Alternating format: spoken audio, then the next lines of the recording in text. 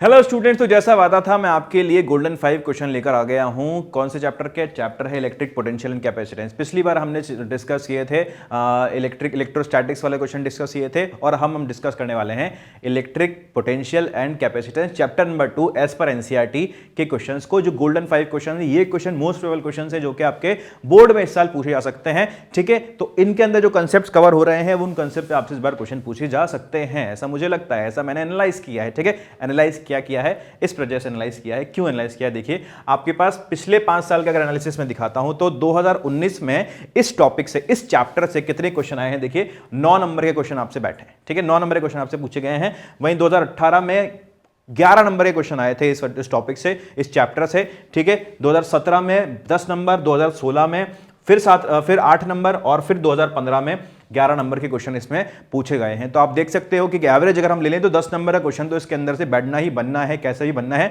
इसमें आपसे 1 नंबर का क्वेश्चन भी पूछा जा सकता है, आपसे 2 नंबर के क्वेश्चन भी पूछे जा सकते हैं, 3 के पूछे गए हैं, 5 के इस चैप्टर से 5 नंबर के क्वेश्चन थोड़े से कम आते हैं, कम पूछे जाते हैं। लेकिन हम रिस्क थोड़ी ले सकते हैं। हम क्यों रिस्क लेंगे? हम ये मान के चलेंगे किसी भी सेक्शन में से इसमें क्वेश्चन बन सकता है। क्यों? क्योंकि ये टॉपिक जो है ऐसा टॉपिक है जो कि बहुत इंपॉर्टेंट है और बहुत इंटरेस्टिंग है, और बहुत अच्छे क्वेश्चन इसके ऊपर बनते हैं। जब बहुत अच्छे क्वेश्चन ऐसे टॉपिक से बनते हैं तो जो एग्जामिनर होता है, जो आपके पास एग्जाम ले रहा है आपका, वो चाहता है कि वो अच्छे टॉपिक से क्वेश्चन आपको उठाकर दे, ताकि आपकी नॉलेज टेस्ट हो सके, आपकी पूरी की पूरी नॉलेज टेस्ट हो जाए। तो हम टाइम वेस्ट नहीं करते हैं, हम शुरू करते हैं क्वेश्चन नंबर 1 से। क्या है क्वेश्चन नंबर 1? देखते हैं। Define an equipotential surface, draw equipotential surfaces. ठीक है, इक्विपोटेंशियल सरफेस को डिफाइन करना है पहले हमें, और इक्विपोटेंशियल सरफेसेस ड्रॉ करनी है। इक्विपोटेंशियल सरफेस की अगर डेफिनेशन की मैं बात करता हूं तो इक्विपोटेंशियल सरफेसेस वो सरफेसेस होती हैं, ठीक है, वो सरफेसेस हैं जहां पर पोटेंशियल कांस्टेंट होता है, जहां पर पोटेंशियल सेम होता है। ठीक है, तो आपको डेफिनेशन में क्या लिखेंगे? डेफिनेशन में आप लिख रहे होगा, दो surfaces on which every point is on the same potential are known as equipotential surfaces. ठीक है, दो surfaces on which the potential is at the same potential are known as equipotential surfaces। हाँ क्या ना? चलो, ये हमें पता चलती है। अगला पूछा हमसे ड्रॉ इक्विपोटेंशियल सरफेसेस। ये बहुत इंपॉर्टेंट बात है। ऐसा क्वेश्चन आपको 101% देखने को मिलेगा आपके पेपर में, या तो जो मैंने आपको बता रहा हूं किन किन का पूछा है वो, या फिर आपसे पूछा जा सकता है कुछ और दिया जा सकता है, लेकिन इक्विपोटेंशियल सरफेस ड्रॉ करने को आपको पूछा जा सकता है। ठीक है, तो अभी इस वाले में मैंने क्या कवर किया है? मैंने क्या किया है cover? In the case of single point charge. Single point charge में आपको पूछा गया है कि कितना क्या पोटेंशियल इक्विपोटेंशियल सरफेस बनेगी, और in case of constant electric field in Z direction, Z direction में अगर कांस्टेंट इलेक्ट्रिक फील्ड हो तो कैसे आप इक्विपोटेंशियल सरफेस बनाएंगे। तीसरा, why the equipotential surface about a single charge are not equidistance. ये एक सवाल पूछा है हमसे, ये हम करेंगे। Can electric field exist tangentially to an equipotential surface, give reason. ये हम देखने वाले हैं। तो हमें ड्रॉ करने को क्या बोला है? हमें 2 ड्रॉ करने को बोले हैं। पहला है सिंगल पॉइंट चार्ज सिस्टम, और दूसरा है आपसे electric field in Z direction. तो सिंगल पॉइंट चार्ज सिस्टम हम बनाने की कोशिश करते हैं। ठीक है, मान लेते हैं कि हमारे पास एक पॉजिटिव चार्ज है, इस प्रकार से हम इसको दिखाने वाले हैं। ये हमारे पास पॉजिटिव चार्ज है, प्लस क्यू हम इसको ले लेते हैं। ठीक है, अच्छा, अब मैं इसकी इलेक्ट्रिक फील्ड बनाने की कोशिश करता हूं। अगर मैं आपसे कहूं कि आप इसकी इलेक्ट्रिक फील्ड बनाएं, तो इलेक्ट्रिक फील्ड हम कुछ इस तरह से दिखाते हैं एक सिंगल पॉइंट चार्ज सिस्टम की। ठीक है, सिंगल पॉइंट चार्ज सिस्टम की इलेक्ट्रिक फील्ड हम इस तरह से दिखाते हैं। बिल्कुल नीट एंड क्लीन नहीं बना है, तो हम इसको नीट एंड क्लीन कर लेते हैं।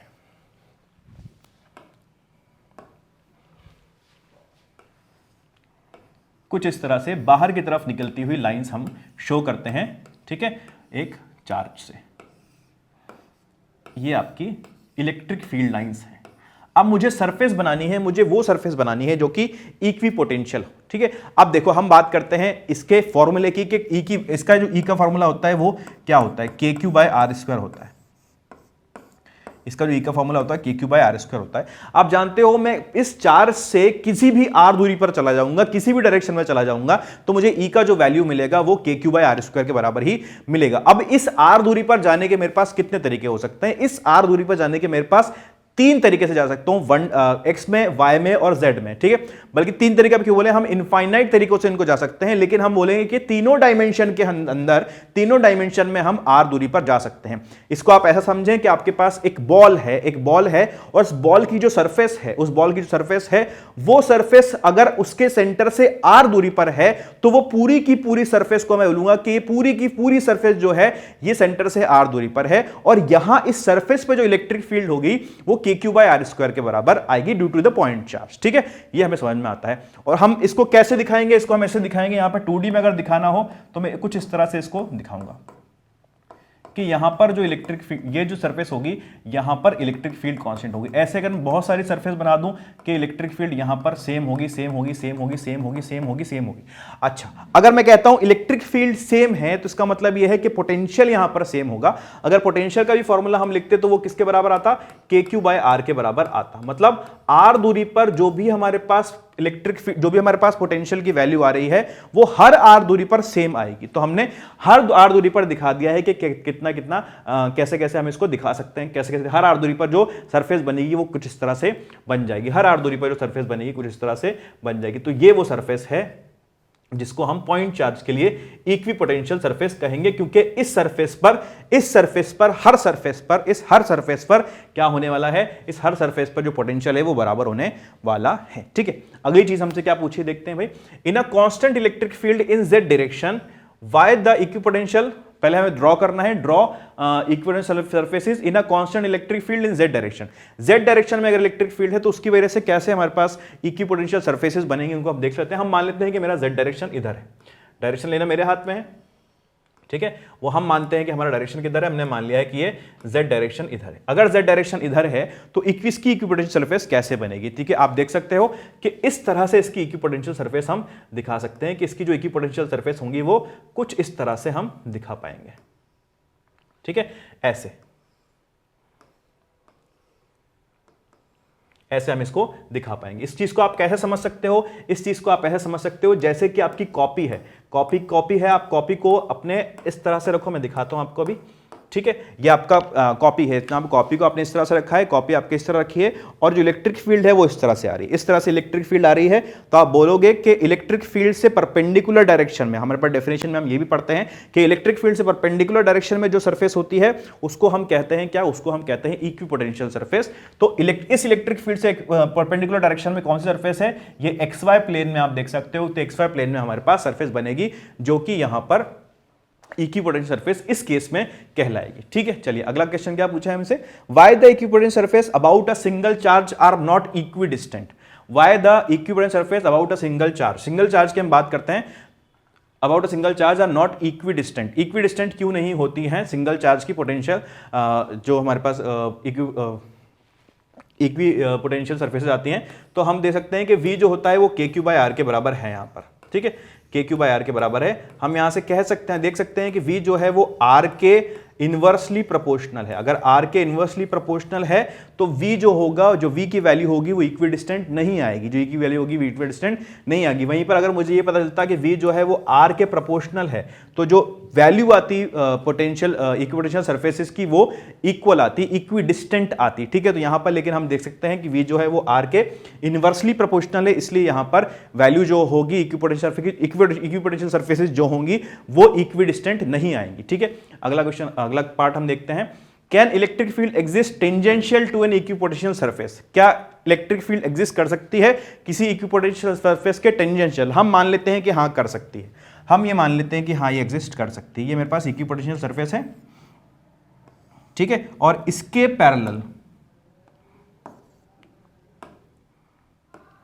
पैरेलल या टेंजेंशियल एक इक्विपोटेंशियल सरफेस, एक मेरे पास सरफेस है जो कि एग्जिस्ट, जो इलेक्ट्रिक फील्ड है जो कि एग्जिस्ट कर रही है। ठीक है, इस तरह से एग्जिस्ट कर रही है इसके परपेंडिकुलर। ठीक है, चलिए इक्विपोटेंशियल सरफेस का मतलब क्या होता है कि पोटेंशियल जो है वो सब जगह बराबर है। यहां पर मैं दो पॉइंट मान लेता हूं, एक पॉइंट ए है और एक पॉइंट बी है। ठीक है, और वी जो है वो कुछ इस तरह से टेंजेंशियल है ना। अच्छा, अब मैं बात करूं VA माइनस VB की, तो VA माइनस VB क्या होगा, VA माइनस VB जो होगा वो 0 के बराबर होगा। क्यों होगा 0 के बराबर, क्योंकि इक्विपोटेंशियल सरफेस है, ये हमने माना है। ठीक है, और हम देखते हैं कि VA माइनस VB जो पोटेंशियल डिफरेंस होता है वो ED के बराबर भी होता है। जो पोटेंशियल जो दूरी होती है और जो इलेक्ट्रिक फील्ड होती है उन दोनों के प्रोडक्ट के बराबर ही हम इसको लिखते हैं। ये हमारे पास फॉर्मूला होता है माइनस dV/dr जो होता है वो E के बराबर होता है। यही डेफिनेशन हम E की कभी कभी देते भी हैं। यहां से आप देखोगे तो E का जो वैल्यू आएगा वो 0 के बराबर आ जाएगा। ई का जो वैल्यू आएगा वो जीरो के बराबर आ जाएगा। ठीक है, तो आप देख सकते हो कि अगर इक्विपोटेंशियल सरफेस है तो वहां पर वैल्यू ई का हो ही नहीं सकता, टेंजेंशियल डायरेक्शन में ई हो ही नहीं सकता। दूसरी तरीके से हम क्या कह सकते थे इसको, हम कह सकते थे अगर V A minus V B zero है तो यहां पर वर्क डन जीरो होगा, या फिर हम कह सकते हैं कि यहां पर अगर इलेक्ट्रिक फील्ड है, यहां पर इलेक्ट्रिक फील्ड अवेलेबल है तो कुछ ना कुछ वर्क होगा, कुछ ना कुछ वर्क होगा और वो वर्क जीरो के बराबर नहीं हो सकता। लेकिन हम ये जानते हैं कि इक्विपोटेंशियल सरफेसेस में जो वर्क होता है एक चार्ज को दूसरी जगह से एक जगह से दूसरी जगह ले जाने में, वो हमेशा जीरो के बराबर आता है। ठीक है, अगर ऐसा है तो दोनों ही बातें हमारी कॉन्ट्राडिक्ट कर रही हैं, तो हमारी जो बात है कि V A minus V B zero के बराबर है, वहां वर्क जीरो होगा, वो सही है। और जो दूसरा जो अजम्पशन हमने लिया है कि मान लेते हैं ई टेंजेंशियल हो सकता है, वो गलत है। इसलिए हम कह सकते हैं क्योंकि वर्क जीरो होता है या V A minus V B zero होता है तो टेंजेंशियल डायरेक्शन में ई एग्जिस्ट नहीं कर सकता। ठीक है, इस तरह से हमने इसको समझाया। पूरा हो गया हमारा, ये पूरा हो गया। अगला क्वेश्चन देखते हैं। Draw the equipotential surfaces due to an electric dipole. बहुत इंपॉर्टेंट क्वेश्चन है ये क्वेश्चन, मतलब आप मान सकते हो कि one of the most favourite question है एग्जामिनर का, सीबीएसई का। डाइपोल का इलेक्ट्रिक फील्ड बना आपको इक्विपोटेंशियल सरफेस बनाने के बहुत बोला जाता है। Locate the points where the potential due to dipole is zero. ऐसे पॉइंट बताने हैं हमें जहां पर डाइपोल के जो पोटेंशियल हो वो जीरो हो। हम मान लेते हैं कि ये पॉजिटिव चार्ज है, इसको हम पॉजिटिव ले लेते हैं प्लस, और इसको हम माइनस लेते हैं, ये नेगेटिव चार्ज है। पहले हम इसकी इलेक्ट्रिक फील्ड बनाने की कोशिश करते हैं। तो इलेक्ट्रिक फील्ड कैसे होगी इसकी, ये हमारे पास पॉजिटिव चार्ज है ना। अच्छा, तो इलेक्ट्रिक फील्ड कैसे होगी, ये कुछ इस तरह से हम इसकी इलेक्ट्रिक फील्ड बना पाएंगे।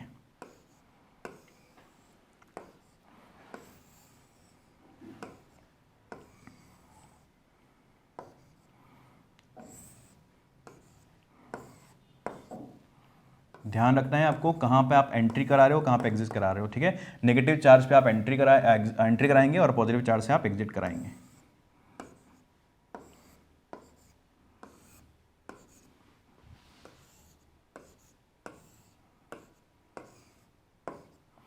ठीक है, ये आपने बनाई इलेक्ट्रिक फील्ड, लेकिन हमें चाहिए क्या, इक्विपोटेंशियल सरफेसेस। आप देख सकते हो कि इधर जो इलेक्ट्रिक फील्ड लाइंस हैं वो ज्यादा हैं, उनकी डेंसिटी ज्यादा है, और इस तरफ जो इलेक्ट्रिक फील्ड लाइंस हैं वो कम है। दोनों चार्जेस के बीच में इलेक्ट्रिक फील्ड लाइंस जो है वो इनकी जो डेंसिटी है वो ज्यादा है। ठीक, घना है, यहाँ पर ये घना दिख रहा है आपको, ये घना दिख रहा है। यहाँ पर इस तरफ जो है वो थोड़ी डेंसिटी कम है, तो जिधर डेंसिटी ज्यादा होगी उधर इक्विपोटेंशियल सरफेस थोड़ी पास पास होगी। ठीक है, इक्विपोटेंशियल सरफेस थोड़ी पास पास होगी, तो हम इस तरह से इसकी इक्विपोटेंशियल सरफेस बनाएंगे। आप जानते हो कि एक पॉइंट चार्ज का इक्विपोटेंशियल सरफेस कैसा होता है, उसके चारों तरफ एक स्फीयर बना लेता है। ठीक है, उसके चारों तरफ स्फीयर बनाता है। यहां भी एक स्फीयर बनेगा, लेकिन वो स्फीयर जो होगा वो कुछ इस तरह से होगा।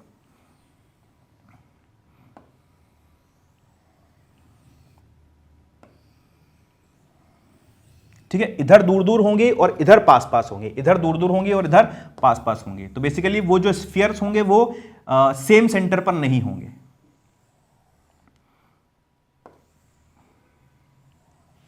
सेम सेंटर पर नहीं होंगे, सेंटर पे इनके चार्ज होगा, तो ये इसकी जो सरफेस होंगी, ये इसकी इक्विपोटेंशियल सरफेसेस बनेंगी। तो आप इसको और अगर बनाते हो तो आगे इस तरह से ये एक यहां पर बीच में लाइन आ जाएगी हमारे पास, ये मिल गई है, इनको मिलाना नहीं है।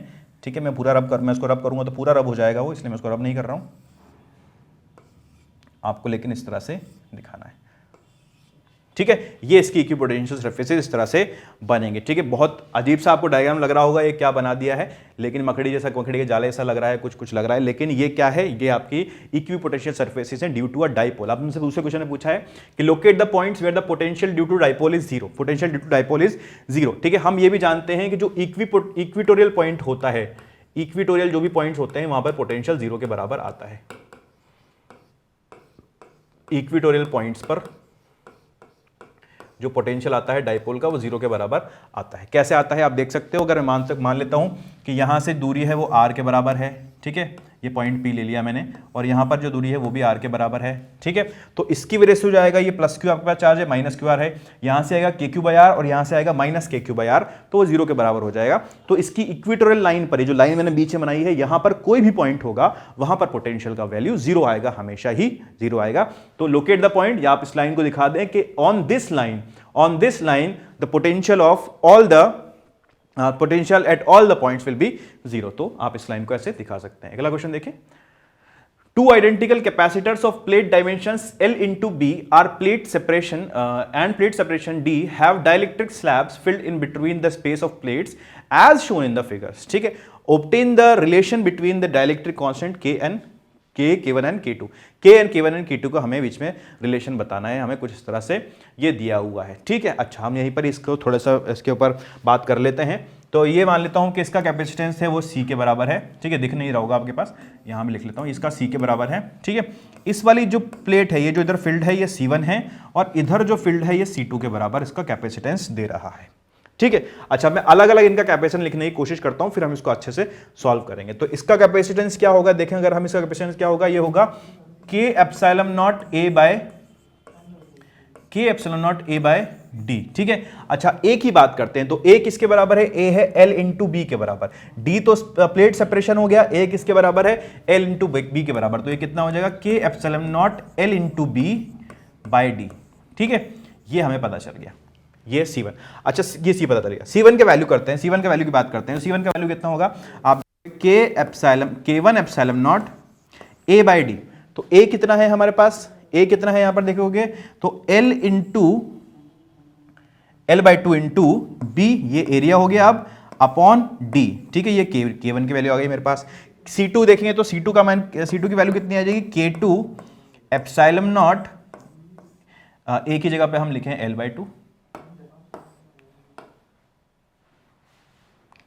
L by two into B by D, ठीक है। ये आप देख सकते हो, तो आप देख सकते हो कि कितना आ जाएगा, C1 का value K1 epsilon naught A by two into D, और K2 का वैल्यू आ जाएगा, C2 का वैल्यू आ जाएगा K2 epsilon naught A by two into D. हम यहाँ पे तीनों वैल्यूज लिख लेते हैं अगली स्लाइड में, ठीक है। तो यहाँ पर हम लिख लेते हैं C का वैल्यू क्या आया था मेरे पास, K epsilon naught A by D, ठीक है। LB को मैं A लिख रहा हूँ, L इंटू को B को मैं A लिख रहा हूँ, तो और यहाँ कितना हो जाएगा, K epsilon naught A by two D, ठीक है।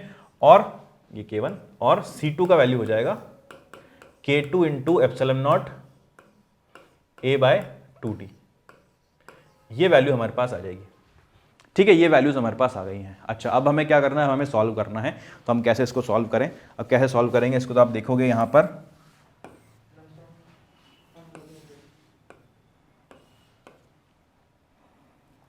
ये आपका एरिया है A, ये D,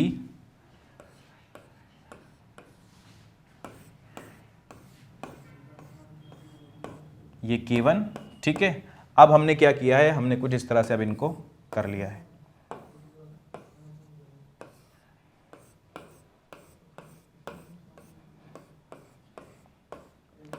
K1 और K2। आप देख सकते हो कि अगर मैं इसको V मानूं, इसको 0 मानूं, इसको V मानूं, इसको 0 मानूं, तो ये दोनों प्लेट्स V और 0 के बीच में कनेक्टेड हैं। इसका मतलब ये है कि V और 0 का मतलब ये है कि दोनों प्लेट्स जो है पैरेलल में लगी हैं, वो कुछ इस तरह से लगी होंगी, ठीक है। कुछ इस तरह से ये लगी होंगी V और 0 के बीच में, एक प्लेट V पर, दूसरी प्लेट 0 पर, एक प्लेट V पर, दूसरी प्लेट 0 पर, कुछ इस तरह से ये दोनों प्लेट्स लगी होंगी, ठीक है। और ये C1 होगा और ये C2 होगा, ये C1 होगा और ये C2 होगा। ये एक इसका सर्किट बन गया है, हमें इक्विवेलेंट सर्किट हमने इसको बना लिया। अब इसको हमें सॉल्व करना है, तो इनका जो रिजल्टेंट आएगा C इक्विवेलेंट, वो किसके बराबर होगा, C1 प्लस C2 के बराबर होगा, ठीक है। और वो एक ऐसा रिप्रेजेंट करेगा कि ये इसके बराबर आ रहा है, ये K1 नहीं है, ये K है, ठीक है। अच्छा, हम इसको रखते हैं, यहां पर क्या वैल्यू आई थी हमारे पास, K epsilon naught A by D, और वहां क्या वैल्यू आई थी, C1 की value K1 epsilon naught A by two D plus K2 epsilon naught A by two D, ठीक है। ये हमारे पास आ जाएगा, तो क्या कितना हो जाएगा, K इक्विवेलेंट का वैल्यू कितना आ जाएगा, K1 plus K2 by two. यहां से हमें K पता चल गया है कि K1 plus K2 by two का वैल्यू आ गया है। K इक्विवेलेंट किसके बराबर दिया है हमें, K के बराबर दिया है, तो K K1 K2 के बीच में कुछ ये रिलेशन हमारे पास आ जाएगा, ठीक है। चलिए आगे चलते हैं, अगला क्वेश्चन देखते हैं। अगला क्वेश्चन क्या कह रहा है, two parallel plate capacitors X and Y have the same area of plates and same separation between them. X has air between the plates while Y contains dielectric of epsilon r equals to 4, ठीक है। ये जो है इसके अंदर air है और इसके अंदर क्या है, इसके अंदर है आपका डाइलेक्ट्रिक। तो डाइलेक्ट्रिक इसका डाइलेक्ट्रिक कांस्टेंट क्या है, जिसका डाइलेक्ट्रिक कांस्टेंट आपको दिया है 4 के बराबर। अच्छा, अगर मैं इसको C मानता हूं तो C किसके बराबर होगा, epsilon naught A by D के बराबर होगा, ठीक है, ये हम जानते हैं। अच्छा, इसको अगर मैं C डैश मानता हूं तो C डैश किसके बराबर होगा, epsilon naught epsilon R A by D के बराबर होगा, ठीक है, ये हमारे पास हो गया। अच्छा, इन दोनों के बीच में अगर रिलेशन देखना चाहूं तो एप्सिलॉन आर की वैल्यू अगर मैं रख दूं तो this will be equal to 4 epsilon naught A by D, ठीक है, which is equals to 4 times C. तो बेसिकली मेरे पास जो सर्किट है वो कुछ ऐसा है कि यहां पर लगा है C और यहां पर लगा है 4C, ठीक है, और यहां 15 वोल्ट का मैंने इसको पोटेंशियल डिफरेंस दिया है। 15 वोल्ट, ये पॉजिटिव, ये नेगेटिव, ये C और ये 4C, ठीक है। चलिए, ये बात है। X has air between the plates while contains is electric. Calculate capacitance of each capacitor if equivalent capacitance is 4 microfarad, ठीक है। हमें बताना है कि हर का दोनों में से कितना कितना कैपेसिटेंस होगा अगर इनका कॉम्बिनेशन 4 माइक्रोफेरेड के बराबर है। अब आप देख सकते हो C और 4C जो है वो सीरीज में लगा हुआ है। अगर सीरीज में लगा हुआ है तो बहुत आसान चीज़ है हमारे लिए।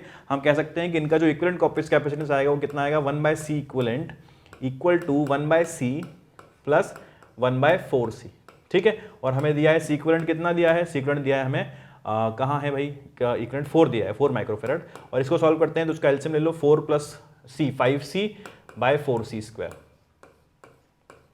ठीक है। 4 से 4 आप कैंसिल आउट करोगे, ये C से एक C चला जाएगा, C आपके पास आ जाएगा 5 माइक्रोफेरेड, 5 माइक्रोफेरेड, ठीक है। तो C अगर इसका वैल्यू कितना आ गया आपके पास 5 माइक्रोफेरेड और इसका वैल्यू कितना आ जाएगा 5 4 20 माइक्रोफेरेड।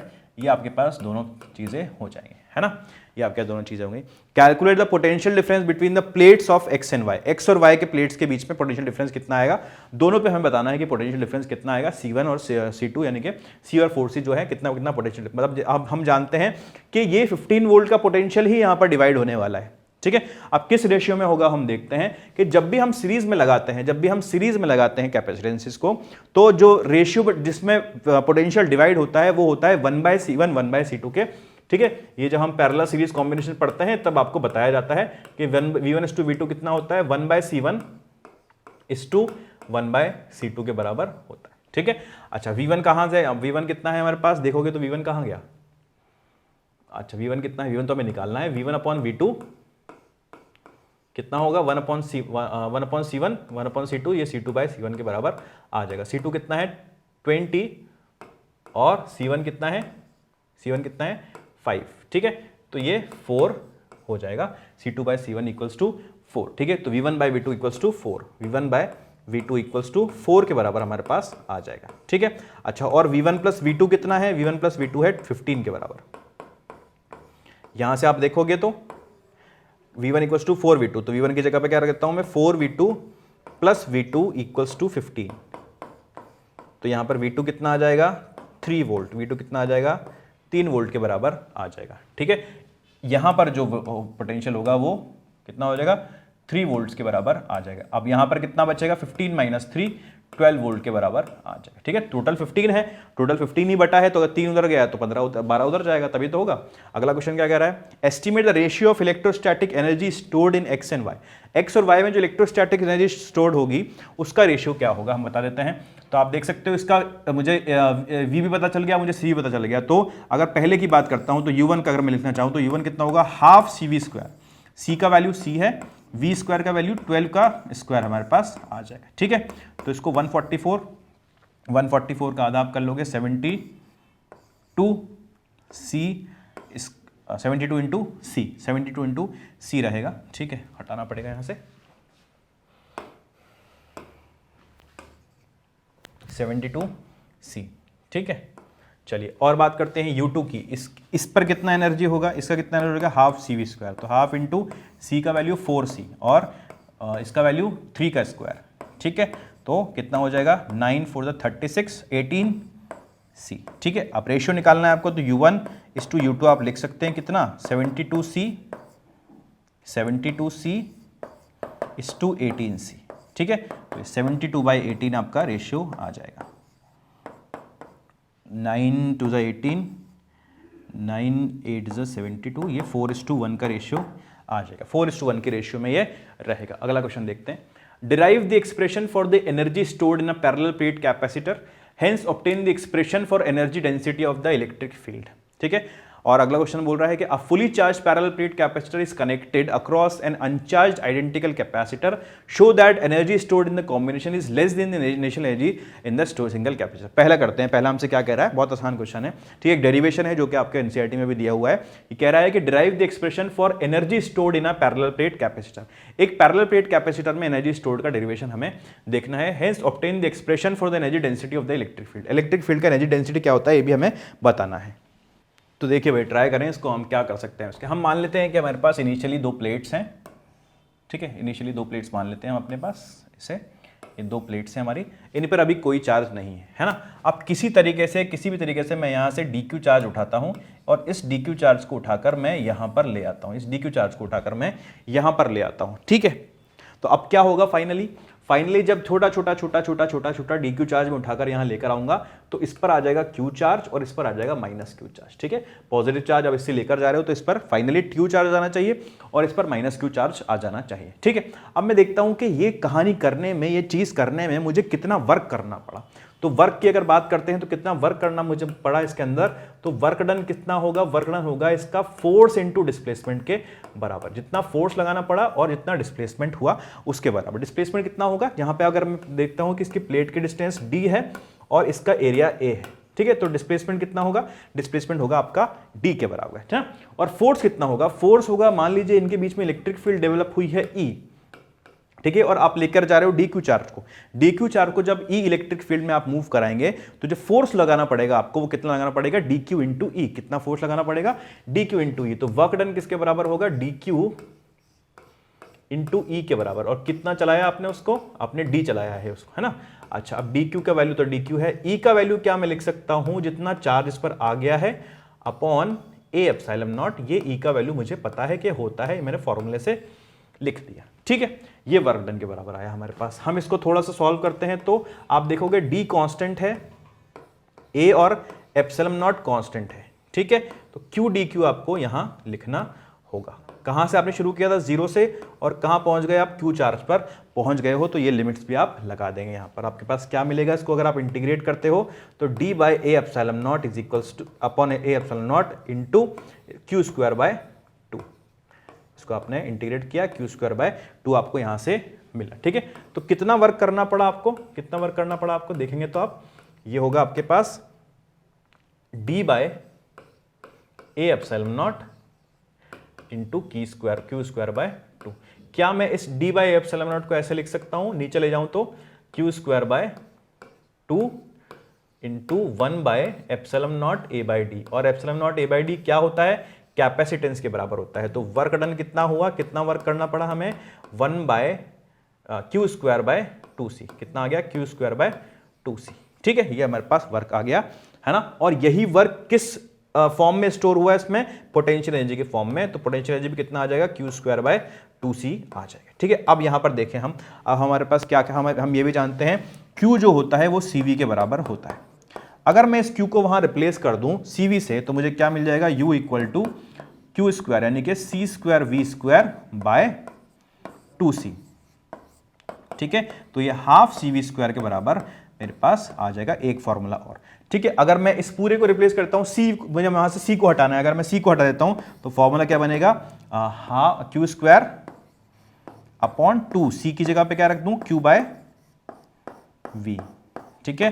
तो हाफ Q इंटू V ये फॉर्मूला बन जाएगा, हाफ Q इंटू V ये फॉर्मूला बन जाएगा, ठीक है। चलिए, अच्छी बात है। तो ये हमारे पास फॉर्मूला हो गया एनर्जी स्टोर्ड का। 3 फॉर्म में हम इस फॉर्मूले को लिख सकते हैं। अगली चीज हमसे क्या पूछी थी, a fully charge parallel plate capacitor is connected across N uncharged identical capacitor, show that the energy stored in the combination is less than the stored initially in the single capacitor, ठीक है। अब पहले हमारे पास एक single capacitor है, इसको हम थोड़ा सा क्लीन कर लें ताकि हमें जगह मिल जाए।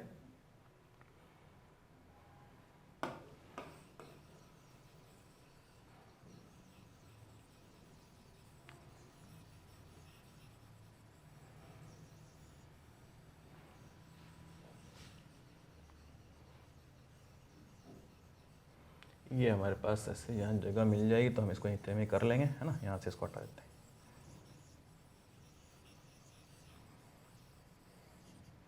चलिए, ये है है ना। हमसे बोला गया है कि इनिशियली एक अनचार्ज कैपेसिटर था आपके पास और उसको अब एक इनिशियली एक चार्ज कैपेसिटर था आपके पास, ठीक है, सी कैपेसिटेंस का, और उसको अब एक अनचार्ज कैपेसिटर से आपने कनेक्ट कर दिया है। कुछ ऐसी कंडीशन है, आपने एक स्विच के थ्रू कनेक्ट कर दिया है, ठीक है। देखिए fully charge capacitor connected across, fully charge का मतलब अगर वी पोटेंशियल इस पे मैंने लगाया है तो इसके ऊपर जो चार्ज आएगा वो CV के बराबर आ जाएगा।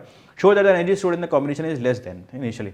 अच्छा, यहाँ पर मैं पोटेंशियल कितना लगा रहा हूँ, पोटेंशियल इसके अंदर है V, ठीक है। तो यहाँ पर फुली चार्ज है तो CV इसके ऊपर आ सकता है और यहाँ -CV इस प्लेट पर आ जाएगा, ठीक है। ये हमें पता चलता है यहाँ से। अच्छा, तो हम मुझे पता करना है कि इसमें इनिशियल पोटेंशियल एनर्जी कितनी है, तो वो कितनी होगी Q²/2C। कितना चार्ज है इस पर, CV²/2C, ठीक है। फुली चार्ज का मतलब कितना होता है कि जितना आपने पोटेंशियल लगाया उसके हिसाब से उसके ऊपर चार्ज आ गया है, तो कितना हो जाएगा 12CV², ये इसका इनिशियल एनर्जी हो जाएगा। फाइनल एनर्जी की बात करते हैं। फाइनल में आप देखोगे तो हमें स्विच बंद करना पड़ेगा। अगर मैं स्विच बंद कर देता हूं तो मेरे पास जो सर्किट बनेगा वो कुछ ऐसा सर्किट बनेगा, ये जो चार्ज होगा ये आधा आधा इन पर बढ़ जाएगा क्योंकि ये बिल्कुल सेम कैपेसिटर्स हैं। तो इस पर CV/2 हो जाएगा, इस पर CV/2 हो जाएगा, ठीक है। इस ये -CV/2, इस पे +CV/2 और इस पर -CV/2 यहाँ पर चार्ज हो जाएगा, ठीक है। तो ये चीज़ें हमें वहाँ से पता चल जाएंगी। चलिए, तो U फाइनल हमें निकालना हो तो U फाइनल कितना होगा, दोनों का अलग अलग करके निकालना। तो U फाइनल होगा, आप इसकी वजह से देखेंगे तो Q²/2C, तो CV/2 का square by 2C plus CV/2 का स्क्वायर बाय 2C, ठीक है। तो कितना कितना आएगा भी देखेंगे अगर हम, तो यहाँ से ये हो जाएगा CV स्क्वायर 1/8 प्लस 1/8, तो 1/4 CV स्क्वायर। हमें ये दिखाना था कि अगर initially charge fully charge capacitor है तो उसका एनर्जी ज़्यादा होगा और बाद वाले चार्ज का जो कॉम्बिनेशन है उसका एनर्जी कम होगा। तो आप देख सकते हो इनिशियली कितना आया था, इनिशियल 1/2 CV स्क्वायर आया था और फाइनली कितना हो गया 1/4 CV स्क्वायर हो गया। तो जो एनर्जी है वो कम हो गया है और जो एनर्जी कम हुआ वो कहाँ गया, वो हीट लॉस में चला गया है, ठीक है। तो ऐसे क्वेश्चंस आपसे पूछे जाने की पूरी पूरी संभावना है इस साल, ठीक है। बहुत एनालिसिस करके मैं क्वेश्चंस आपके लिए लेकर आता हूं, आप इनको अच्छे से कर लो, कुछ अच्छे से इनको कंसेप्ट को क्लियर कर लो। इन वीडियोस को देखकर मैं आगे भी आपके लिए ऐसे ही लाता रहूंगा। आप इस चैनल को सब्सक्राइब करो, इस वीडियो को लाइक करो अगर आपको पसंद आया तो, ठीक है, ताकि मैं आपके लिए और अच्छे अच्छे वीडियोस बनाता रहूं, ठीक है। आज के लिए इतना ही, आज यहीं खत्म करते हैं। Thank you.